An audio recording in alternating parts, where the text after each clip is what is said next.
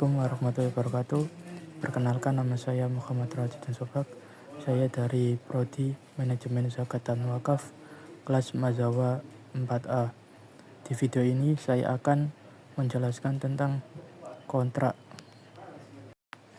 Kali ini saya akan membahas tentang kontrak.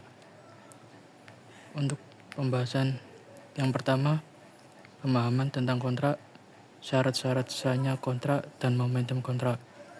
Teknik perancangan kontrak, bagian kontrak, kontrak nominat, dan pemberi kuasa. Yang pertama, pemahaman tentang kontrak. Pemahaman kontrak merujuk pada pengetahuan dan pengertian seseorang atau para pihak terhadap isi, maksud, dan konsekuensi dari suatu perjanjian hukum yang mereka sepakati. Dalam konteks hukum, kontrak adalah kesepakatan antara dua pihak atau lebih yang menciptakan hak dan kewajiban yang dapat ditegakkan secara umum. Berikut adalah beberapa aspek penting dalam pemahaman kontrak. Yang pertama, definisi kontrak. Kontrak adalah perjanjian tertulis atau lisan yang mengikat secara hukum. Kontrak bisa berupa jual beli, sewa, kerja sama, pinjaman, dan sebagainya. Yang kedua, unsur-unsur kontrak. Kesepakatan para pihak, kecakapan hukum dari pihak-pihak yang membuat kontrak, adanya objek tertentu yang diperjanjikan, sebab yang halal atau tujuan yang tidak bertentangan dengan hukum, moral, dan ketertiban. Yang ketiga, pemahaman subjektif dan objektif.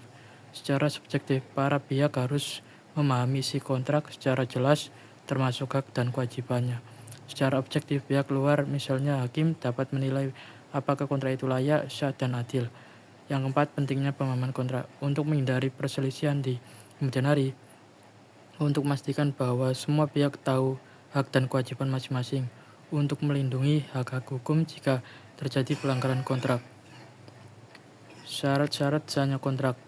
Terdapat 4 syarat-syarat sahnya kontrak. Yang pertama, kesepakatan para pihak. Semua pihak setuju tanpa paksaan, penipuan, atau kesalahan. Kecepatan hukum. Pihak yang membuat kontrak harus dewasa dan sihat secara hukum. Objek tertentu, hal yang diperjanjikan harus jelas, misalnya barang, jasa, atau uang. Sebab yang halal. Tujuan kontrak tidak boleh melanggar hukum atau norma. Teknik perancangan kontrak. Teknik perancangan kontrak adalah langkah-langkah atau metode yang digunakan untuk menyusun kontrak agar jelas, sah secara hukum, dan melindungi kepentingan para pihak. Berikut adalah tahapan dan teknik penting dalam perancangan kontrak. Yang pertama, identifikasi pihak yang terlibat. Tulis nama lengkap, alamat, dan identitas hukum, misalnya nomor KTP atau akta perusahaan. Pastikan semua pihak yang tercantum berwenang dan sah untuk membuat kontrak.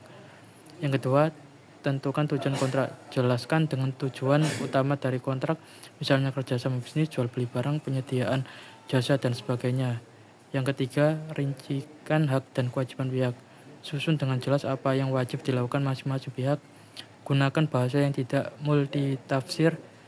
Hindari kalimat seperti sebaiknya dilakukan karena itu cocok untuk saran kesehatan, bukan kontrak hukum. Yang keempat, gunakan bahasa yang jelas dan tegas. Hindari bahasa yang membingungkan atau multitafsir. Gunakan struktur yang rapi, sistematis, misalnya bab 1, pasal 1. Yang kelima, tentukan jangka waktu kontrak. Beri kejelasan soal kapan kontrak dimulai, berapa lama berlaku, bagaimana cara memperpanjang atau mengakhiri kontrak. Yang keenam, tambahkan ketentuan penyelesaian sengketa. Tentukan bagaimana jika terjadi perselisihan. Diselesaikan secara musyawarah melalui mediasi, arbitrase, pengadilan tertentu. 7. Melampirkan dokumen pendukung. Tambahkan dokumen yang relevan, misalnya spesifikasi produk, rincian biaya, gambar teknis, dan lain-lain. 8. Tanda tangan dan pengesahan. Pastikan semua pihak menandatangani kontrak. Bila perlu digunakan saksi atau notaris agar kontrak lebih kuat secara hukum. Bagian kontrak. Yang pertama, judul kontrak. Menunjukkan jenis kontrak, misalnya perjanjian kerjasama, kontrak jual beli, kontrak sewa, dan lain-lain. Pembukaan. Menyebutkan tanggal dan tempat dibuatnya kontrak. Menyebutkan para pihak yang terlibat lengkap dengan identitas, latar belakang, atau konsideran. Menjelaskan alasan atau tujuan dibuat kontrak, biasanya berupa pernyataan penimbang. Yang definisi istilah. Bagian ini menjelaskan istilah-istilah teknis atau khusus yang digunakan dalam kontrak agar tidak terjadi kesalahpahaman. Isi utama kontrak, hak dan kewajiban masing-masing pihak, lingkup pekerjaan atau objek kontrak, jangka waktu berlakunya kontrak, ketentuan hukum, mekanisme penyelesaian sengketa, pilihan hukum yang berlaku, klausul kerahasiaan, force majeure, dan lainnya. Penutup, pencatat bahwa para pihak telah sepakat terhadap seluruh isi kontrak, tanda tangan para pihak disertai nama jelas, tanggal, dan saksi jika diperlukan. Kontrak nominat. Kontrak nominat adalah kontrak yang sudah dikenal dan diatur secara khusus dalam undang-undang. Kata nominat berasal dari kata nama, artinya kontrak ini sudah punya nama dan bentuk baku menurut hukum.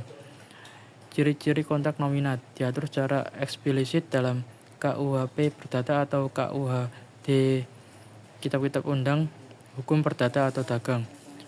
Sudah umum dipakai dalam masyarakat, memiliki bentuk dan ketentuan yang tepat karena mengikuti aturan hukum yang berlaku.